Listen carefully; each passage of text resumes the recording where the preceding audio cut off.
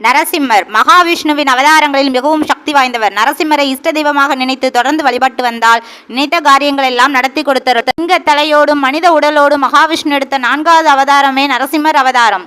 தன்னுடைய பக்தனான பிரகலாதனை காத்திரனேன வதம் செய்யவே இந்த அவதாரத்தை மகாவிஷ்ணு எடுத்தார். பல சிறப்புகள் மிக்க அந்த நரசிம்மரை வணங்கும் சமயத்தில் அவருக்குரிய காயத்ரி மந்திரம் அதன் உச்சரிக்கும் பலனாக எத்தகைய ஆபத்தில் இருந்தும் நம்மை நரசிம்மர் காத்தருள்வார். தெய்வமான நரசிம்மமூர்த்திக்குரிய காயத்ரி மந்திரம் மற்றும் இதர மந்திரங்களை துதித்து வழிபடுவதன் மூலம் நம்மை பிடித்திருக்கும் துஷ்ட சக்திகள் அனைத்தும் நீங்கும். குறிப்பாக தீய ஆவிகள், எதிரிகளின் செய்வினைகள், மந்திரிக பாதிப்புகள் அனைத்தும் ஒழியும். உடல் மற்றும் மனநலம் மேம்படும். தைரியம் குணமும் எதிரிகளை ஒழிக்கும் பராக்கிரமும் உண்டாகும். கர்மாவினைகள் மற்றும் எத்தகைய தோஷங்களும் உங்களை பாதிக்காது. ஓம் வஜ்ர நாகாய வித்மகே தீஷ்ண தம்ஷாய திமை தன்னோ நரசிம்ம பிரசோதயாதே. நரசிம்மரை பிடிக்குமா? கமெண்டா சொல்லுங்க ஃப்ரெண்ட்ஸ். இந்த வீடியோ உங்களுக்கு பிடிச்சிருந்தா லைக் பண்ணுங்க, ஷேர் பண்ணுங்க, சப்ஸ்கிரைப் பண்ணுங்க. Bye bye from Sakthi Siva.